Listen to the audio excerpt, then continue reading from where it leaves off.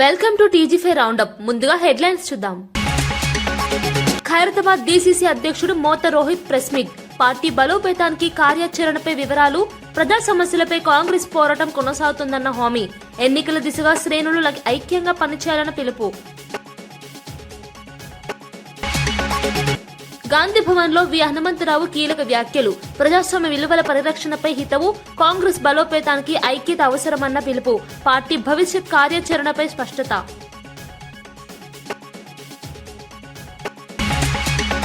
Municipal ప్రచారానికి BJP అగ్రనేతల రాక. అమిత్ షా జాతీయ అధ్యక్షుడితో బీజేపీ వ్యూహం. పట్టణాల్లో బీజేపీ పట్టు పెంచే లక్ష్యంతో ప్రచారం. అగ్రనేతల రాకతో కమలం శ్రేణుల ఉత్సాహం. కేసీఆర్ విచారణతో సిట్ కళ్లు తెరుచుకున్నాయన్న కేటీఆర్. అసత్య ప్రచారాలకు ఇక ఫుల్ స్టాప్ అన్న వ్యాఖ్య. రాజకీయ కక్షతోనే ఫోన్ ట్యాపింగ్ కేసు ముందుకు. విచారణ తర్వాత అయినా సిట్ నిష్పక్షపాతంగా ఉండాలన్న పిలుపు.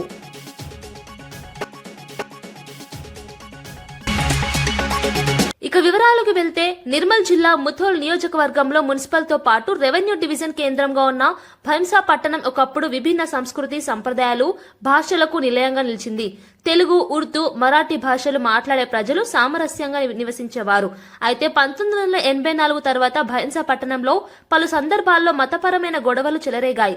ఈ ఘటనల కారణంగా భైంసా రాష్ట్రంలోనే అత్యంత సున్నితమైన ప్రాంతంగా గుర్తింపు పొందింది. చిన్న ఘటనలు కూడా పెద్ద ఉద్రిక్తతలకు దారితీసే పరిస్థితి ఏర్పడింది. ప్రతి సంఘటన అనంతరం పోలీస్ బందోబస్తు పెంచడం, సెక్షన్ 144 విధించడం సాధారణంగా మారింది. శాంతి భద్రతల పరిరక్షణ కోసం ప్రభుత్వం ప్రత్యేక చర్యలు తీసుకుంటున్నప్పటికీ గత చరిత్ర కారణంగా భైంసా పేరు ఇప్పటికీ సున్నిత ప్రాంతంగానే వినిపిస్తోంది. ప్రజల మధ్య సామరస్యం పెంచాల్సిన అవసరం ఉందన్న అభిప్రాయం వ్యక్తమవుతోంది. బాధాకరమైన విషయం ఈ భైంసాపట్నం మత కల్లాలకు సంబంధించి ప్రజల్లో దేశవ్యాప్తంగా ఇది ఒక మచ్చలాగా ఏర్పడ్డది. దీని సందర్భంగా భైంసాపట్న యువకులకు, ముఖ్యంగా యువత ముందుకు రావాలి, మాట్లాడాలి. ఒక ప్రశాంతమైనటువంటి భైంసాను, ఒక అభివృద్ధిపరమైన భైంసాను, మంచి ఫ్యూచర్ గల భైంసాను తయారు చేయడంలో యువత ముఖ్యంగా పాత్ర పోషించాలి. మంచి నాయకులను ఎన్నుకోవాలి. దేశంలోనే ఒక ఉన్నతంగా ఒకప్పుడు ఉన్నటువంటి భైంసాను తిరిగి ఆ విధంగా తీసుకురావడానికి ప్రయత్నం చేయాలి. భైంసా పట్టణంలో ఒక యువతకు నేను విజ్ఞప్తి చేస్తున్నాను. ఫోన్ ట్యాపింగ్ కేసులో తనను విచారణకు పిలిస్తే తప్పకుండా హాజరవుతానని తెలంగాణ జాగృతి అధ్యక్షురాలు కవిత స్పష్టం చేశారు. చట్టానికి తాను గౌరవం ఇస్తానని, విచారణకు భయపడే అవసరం లేదని ఆమె తెలిపారు. అయితే ఈ అంశంపై కేటీఆర్ మాట్లాడిన తీరును ఆమె తీవ్రంగా ఖండించారు. కాంగ్రెస్ ప్రభుత్వం గుంట నక్కలతో కలిసి నాటకాలు ఆడుతోందని ఆరోపించారు. ఫోన్ ట్యాపింగ్ కేసును రాజకీయ ప్రయోజనాల కోసం ఉపయోగిస్తున్నారని, కానీ నిజమైన విచారణను తేల్చకుండా ఆలస్యం చేస్తున్నారని విమర్శించారు. విచారణ పేరుతో ప్రజల దృష్టిని మళ్లించేందుకు ప్రయత్నిస్తున్నారని అన్నారు. ఈ కేసులో నిజాలు బయటపడాలని తాను కోరుకుంటున్నానని, ఎవరూ చట్టానికి అతిథులు కాదని కవిత వ్యాఖ్యానించారు. ఆమె వ్యాఖ్యలు రాష్ట్ర రాజకీయ ఫేస్ చేయాల్సి వస్తుంది. అసలు మమ్మల్ని విచారణకే విలువద్దు అన్నట్టు మాట్లాడుతున్నారు. అసలు ఆ సిచ్యువేషన్ ఎందుకు వచ్చింది? ఇన్ని రోజులు విలువలేదు కదా కేసీఆర్ గారిని విచారణకు. ఇప్పుడు ఆ సిచ్యువేషన్ వచ్చింది కదా. ఆ సిచ్యువేషన్ ఎందుకు వచ్చిందో ఇప్పటికన్నా అంతర్గతంగా వాళ్ళు పరిశీలన చేసుకోవాలి. 1, 2, ఒకవేళ పిలిచిండ్రు అనుకోండి విచారణకు, పోక తప్పదు. ఇప్పుడు రేపు నన్ను పిలిచినా పోతా. చట్టానికి అందరం కూడా సహకరించాలి. పిలిచినప్పుడు పోతాం. కాకపోతే ఆ యొక్క ఆలోచన విధానం ఏదైతున్నదో అందులో మార్పు రానంత కాలం బీఆర్ఎస్ పార్టీని మాత్రం ఎవడు కూడా బాగు చేయలేడు. కాంగ్రెస్ గవర్నమెంట్ గుంటనక్కతోని కంప్లీట్గా మ్యాచ్ ఫిక్సింగ్లు ఉన్నారు కాబట్టి వాళ్ళు దీన్ని కంక్లూడ్ చేయరు. నిజమైన నేరస్తులు బయటకు వస్తారని నేను అనుకుంటలేను. ఏదో టైంపాస్ చేసి ఇప్పుడు మున్సిపల్ ఎన్నికలు 10-11 రోజులు హడౌట్ చేసి వదిలేస్తారేమో అనేటటువంటి ఆలోచన నాకున్నది. కాబట్టి Congress has to prove if the government is transparent, if they are serious, investigation should go forward. ఏడబోతుంది 2 ఏళ్ల నుంచి ఎక్కడ వేసిన గొంగలు అక్కడే ఉంది, తిరిగిన దగ్గరే తిరుగుతూ ఉన్నది. సో స్టాండ్ చేసి సైకిల్ దొక్కినట్టు ఉంది పరిస్థితి. అట్లా కాకుండా కంక్లూడ్ కావాలని కోరుతున్నాను నేను. మాజీ ముఖ్యమంత్రి కేసీఆర్ విచారణ అనంతరం సిట్ అధికారుల కళ్లు తెరుచుకుని ఉంటాయని, అసత్య ప్రచారాలకు ఇక ఫుల్ స్టాప్ పడుతుందని మాజీ మంత్రి బీఆర్ఎస్ కార్యనిర్వాహక అధ్యక్షుడు కేటీఆర్ అన్నారు. ఫోన్ ట్యాపింగ్ కేసులో రాష్ట్ర ప్రభుత్వం, పీసీసీ అధ్యక్షుడు ఎలా ఆడిస్తున్నారో అదే విధంగా సిట్ కూడా ఆడుతోందని ఆయన ఆరోపించారు. కేసీఆర్ విచారణలో స్పష్టమైన సమాధానాలు ఇచ్చారని, నిజాలు బయటపడితే ప్రజలకు స్పష్టత వస్తుందని చెప్పారు. రాజకీయ కక్షతోనే ఈ కేసును ముందుకు తీసుకెళ్తున్నారని కేటీఆర్ విమర్శించారు. విచారణ పూర్తయిన తర్వాత ఆయన సిట్ నిష్పక్షపాతంగా వ్యవహరించాలని కోరారు. ప్రజలను తప్పుదో పట్టించే ప్రయత్నాలకు ఇక ముగింపు రావాలని ఆయన అభిప్రాయపడ్డారు. ఈ వ్యాఖ్యలు రాజకీయ వర్గాల్లో హాట్ టాపిక్ గా మారాయి. 2 సంవత్సరాల కిందట కేసు పెడితే కేసీఆర్ గారికి కేంద్ర బడ్జెట్ ప్రవేశపెట్టే రోజు తమ వైఫల్యాల్ని కప్పిపుచ్చుకోవడానికి 8+8 గుండు సున్నా అని రాష్ట్ర ప్రజలు మళ్లీ అంటారనే భయంతో కేవలం ఫోకస్ షిఫ్ట్ కోసమే కేసీఆర్ గారికి ఒక ఆదివారం పూట అది కూడా విచారణ అని చెప్పి వారు ఎమ్మడబడ్డారు. సిట్ చట్టాన్ని గౌరవించకపోయినా రాష్ట్ర ప్రభుత్వం ఆడిచ్చినట్టు ఆడుతున్నా కేసీఆర్ గారు మాత్రం చట్టం మీద న్యాయం మీద ఉన్న గౌరవంతో పూర్తి స్థాయిలో ఇవాళ విచారణకు సహకరించి స్పష్టంగా కుండబద్దలు కొట్టినట్టుగా సమాధానం ఇచ్చారు. లీకుల రూపంలో ఇస్తూ ఇవాళ ఈ కాంగ్రెస్ పార్టీ పెద్దలు ఏదైతే పైశాచికానందం పొందుతా ఉన్నారో ఈ రోజుతో దానికి ఫుల్ స్టాప్ పెడతారని మేము ఆశిస్తా ఉన్నాం. ఈ విచారణ ఎవరి ఆధీనంలో జరుగుతుందో మాకు అర్థం కావట్లేదు. విచారణ చేసేది సిట్టా లేక పీసీసీయా లేక బీజేపీనా అది కూడా మాకు అర్థం కావట్లేదు. కేసీఆర్ ను సిట్ విచారణ పేరుతో రాజకీయ వేధింపులకు గురి చేస్తున్నారని ఆరోపిస్తూ తెలంగాణ రాష్ట్ర వ్యాప్తంగా బీఆర్ఎస్ శ్రేణులు నిరసనలు చేపట్టాయి. పలు చోట్ల సీఎం రేవంత్ రెడ్డి దిష్టి బొమ్మలను దహనం చేస్తూ ఆందోళన నిర్వహించారు. బాల్కొండ నియోజకవర్గంలోని అన్ని గ్రామాల్లో ధర్నాలు, నిరసనలు చేపట్టగా జనగామ నియోజకవర్గంలోనూ ప్రభుత్వ విధానాలకు వ్యతిరేకంగా బీఆర్ఎస్ నేతలు రోడ్డెక్కారు. నాగర్ కర్నూలు జిల్లా తాడూరు మండలం ఐతుల్ గ్రామంలో, కామారెడ్డి జిల్లా జుక్కల్ నియోజకవర్గంలోనూ దిష్టి బొమ్మల దహనాలు జరిగాయి. ఈ నిరసనలతో పలు ప్రాంతాల్లో ఉద్రిక్త పరిస్థితులు నెలకొన్నాయి.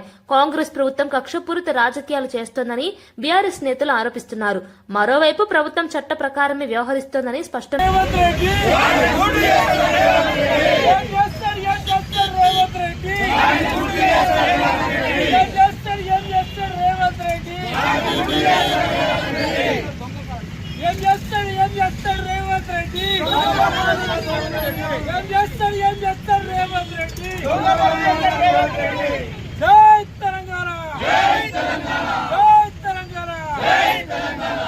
తాండూరు బీఆర్ఎస్ యువనేత పటేల్ ప్రవీణ్ మృతి రాజకీయ వర్గాల్లో తీవ్ర విషాదాన్ని నింపింది. యువతలో చురుకైన నాయకుడిగా గుర్తింపు పొందిన ప్రవీణ్ అకస్మాత్తుగా మృతి చెందడంతో పార్టీ శ్రేణులు దిగ్భ్రాంతికి గురయ్యాయి. తాండూరు ప్రాంతంలో బీఆర్ఎస్ కార్యకలాపాల్లో కీలక పాత్ర పోషించిన ఆయన యువతను రాజకీయంగా చైతన్యపరిచే ప్రయత్నాలు చేశారు. ఆయన మృతిపై పార్టీ నాయకులు, కార్యకర్తలు సంతాపం తెలిపారు. కుటుంబ సభ్యులను పరామర్శించి అండగా ఉంటామని హామీ ఇచ్చారు. ప్రవీణ్ మృతి పార్టీకి తీరని లోటుగా అభివర్ణిస్తున్నారు. ఆయన సేవలను స్మరించుకుంటూ పలు చోట్ల సంతాప సభలు నిర్వహిస్తున్నారు. ఈ ఘటన తాండూరు రాజకీయ వాతావరణాన్ని నిషాదంగా మార్చింది.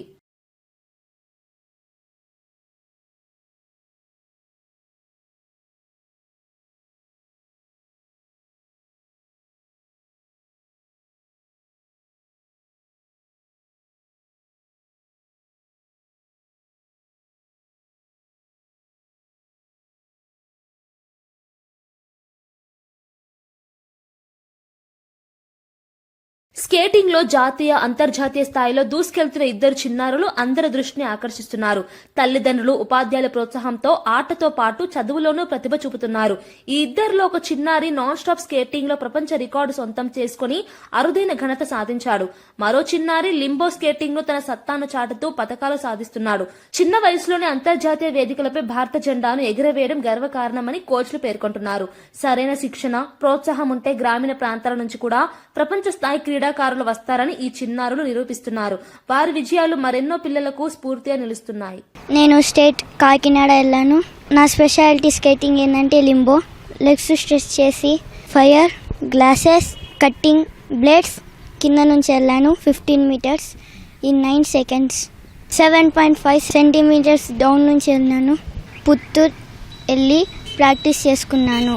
నేను చేసిన లింబో స్కేటింగ్ వరల్డ్ రికార్డ్లో నాకు హిందుస్థాన్ వరల్డ్ రికార్డ్, వజ్ర నేషనల్ వరల్డ్ రికార్డ్ కూడా నాకు వచ్చినాయి. మున్సిపల్ ఎన్నికలను ప్రతిష్టాత్మకంగా తీసుకున్న బీజేపీ పార్టీ అగ్రనేతలను ప్రచార బరిలోకి దింపుతోంది. పార్టీ జాతీయ అధ్యక్షుడు నితిన్ నబీన్ సిన్హా, కేంద్ర హోంశాఖ మంత్రి అమిత్ షా మున్సిపల్ ఎన్నికల ప్రచారంలో పాల్గొంటారని పార్టీ వర్గాలు తెలిపాయి. ఈ ప్రచారంతో పట్టణ ప్రాంతాల్లో బీజేపీ ప్రభావం పెంచాలని కమలం పార్టీ వ్యూహం రచిస్తోంది. స్థానిక సమస్యలతో పాటు కేంద్ర ప్రభుత్వ పథకాలను ప్రజల్లోకి తీసుకెళ్లే ప్రయత్నం జరుగుతోంది. అగ్రనేతల రాకతో పార్టీ శ్రేణులో ఉత్సాహం పెరిగింది. ఎన్నికల్లో బలమైన పోటీ ఇచ్చేందుకు బీజేపీ అన్ని విధాలా సిద్దమవుతోంది. రానున్న రోజుల్లో రాజకీయ వాతావరణం మరింత వేడెక్కే అవకాశం ఉంది.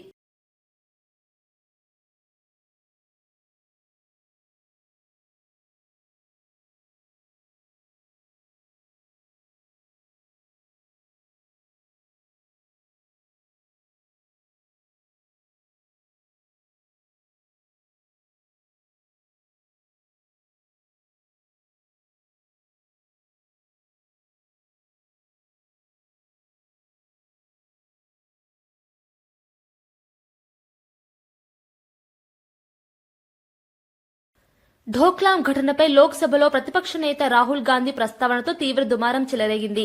రాష్ట్రపతి ప్రసంగానికి ధన్యవాదాలు తెలిపే తీర్మానంపై చర్చ సందర్భంగా మాజీ ఆర్మీ చీఫ్ ఎంఎం నరవణే ఆత్మకథలోని అంశాలను రాహుల్ గాంధీ ప్రస్తావించారు. ఈ వ్యాఖ్యలపై అధికార పక్షం తీవ్రంగా అభ్యంతరం తెలిపింది. జాతీయ భద్రత అంశాలను రాజకీయంగా వాడుకోవద్దని అధికార పార్టీ నేతలు మండిపడ్డారు. దీంతో సభలో గందరగోళం నెలకొంది. ఢోక్లాం అంశం సున్నితమైనదని బాధ్యతాయుతంగా మాట్లాడాలని సూచించారు. ఈ ఘటనతో లోక్సభలో రాజకీయ వేడి మరింత పెరిగింది.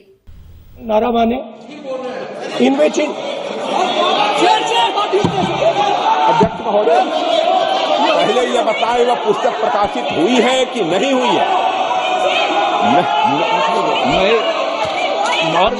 नहीं हुई है तो किस पुस्तक से वह उल्लेख कर रहे हैं उसकी जानकारी सदन को दें। रक्षा मंत्री बिल्कुल नहीं हुई है।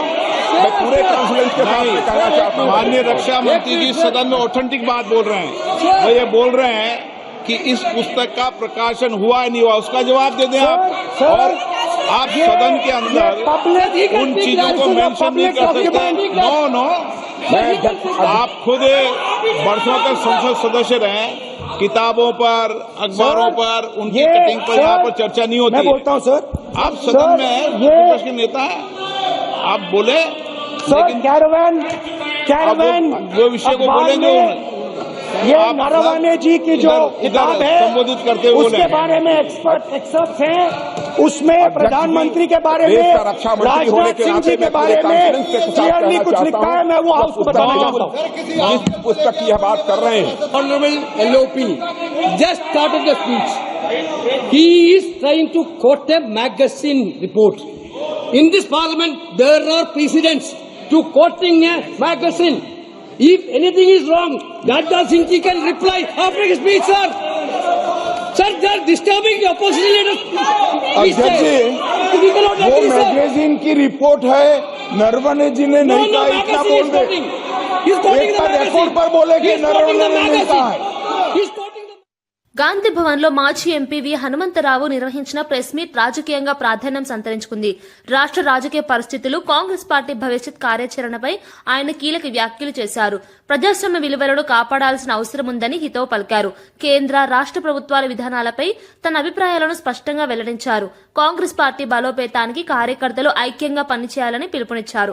పార్టీ సిద్ధాంతాలను ప్రజల్లోకి తీసుకెళ్లాల్సిన అవసరం ఉందన్నారు. ఈ ప్రెస్ మీట్ కాంగ్రెస్ వర్గాల్లో చర్చనీయాంశంగా మారింది. అంబేద్కర్ గారి జన్మదినం 14 కుంటే ఒక రోజు ముందు జై భీమ్ కార్యకర్తలు ఏది అంబేద్కర్ మీద అభిమానంతో మంజగుట్ట చౌరస్తులో పెడితే దాన్ని కూలగొట్టారు. ఆ కూలగొట్టిన తర్వాత నేను పోవడం, నా మీద కేసు పెట్టడం జరిగింది.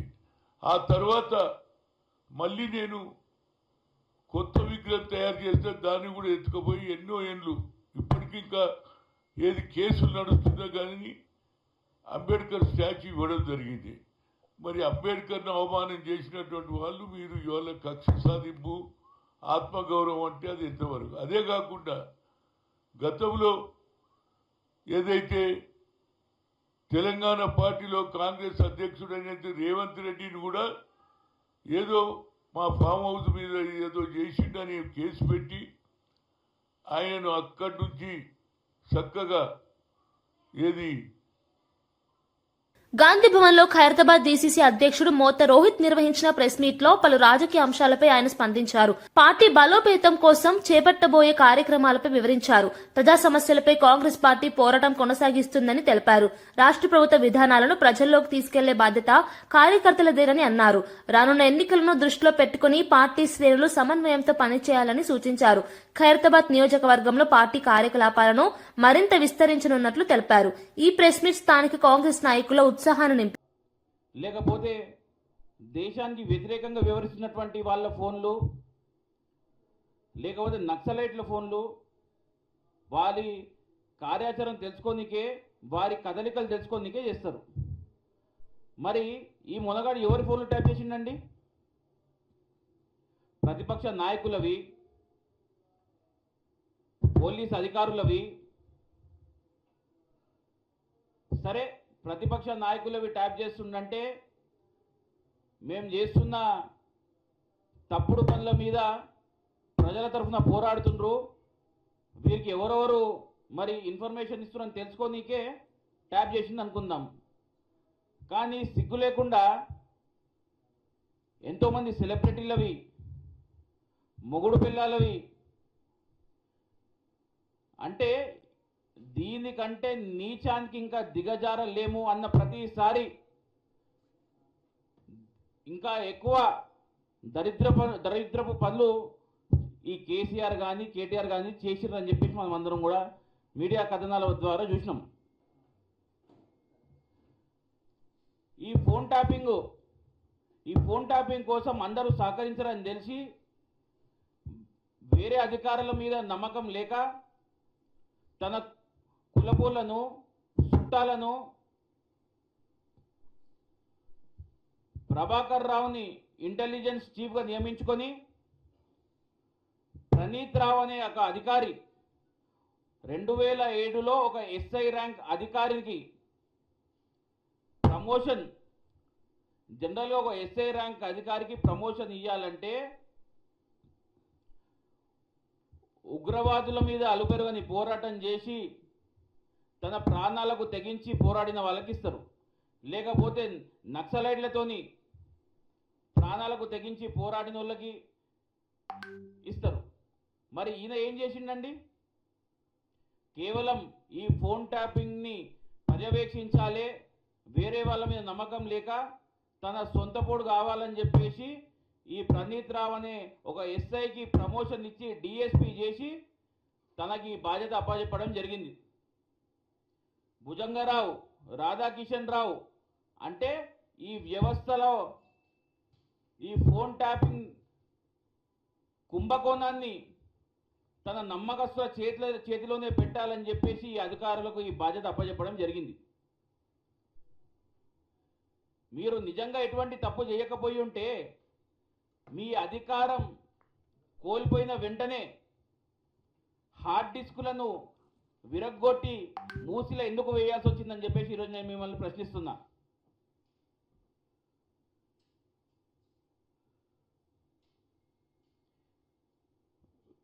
సిట్లో ఉన్న సిట్టు విచారణ చేసినటువంటి అధికారులు తెలియజేయడం జరిగింది. పత్రికాముఖంగానే మాకు కొన్ని విషయాలు కూడా తెలియడం జరిగింది. తెలంగాణ రాష్ట్రంలో వేల మంది ఫోన్లు ట్యాప్ చేయడం జరిగింది, వాళ్ళ కాల్ డేటా తీయడం జరిగింది. మరోసారి హెడ్లైన్స్ చూద్దాం. ఖైరతాబాద్ డీసీసీ అధ్యక్షుడు మోత రోహిత్ ప్రెస్ మీట్. పార్టీ బలోపేతానికి కార్యాచరణపై వివరాలు. ప్రజా సమస్యలపై కాంగ్రెస్ పోరాటం కొనసాగుతుందన్న హామీ. ఎన్నికల దిశగా శ్రేణులు ఐక్యంగా పనిచేయాలన్న పిలుపు. గాంధీ భవన్ లో వి హనుమంతరావు కీలక వ్యాఖ్యలు. ప్రజాస్వామ్య విలువల పరిరక్షణపై హితవు. కాంగ్రెస్ బలోపేతానికి ఐక్యత అవసరమన్న పిలుపు. పార్టీ భవిష్యత్ కార్యాచరణపై స్పష్టత.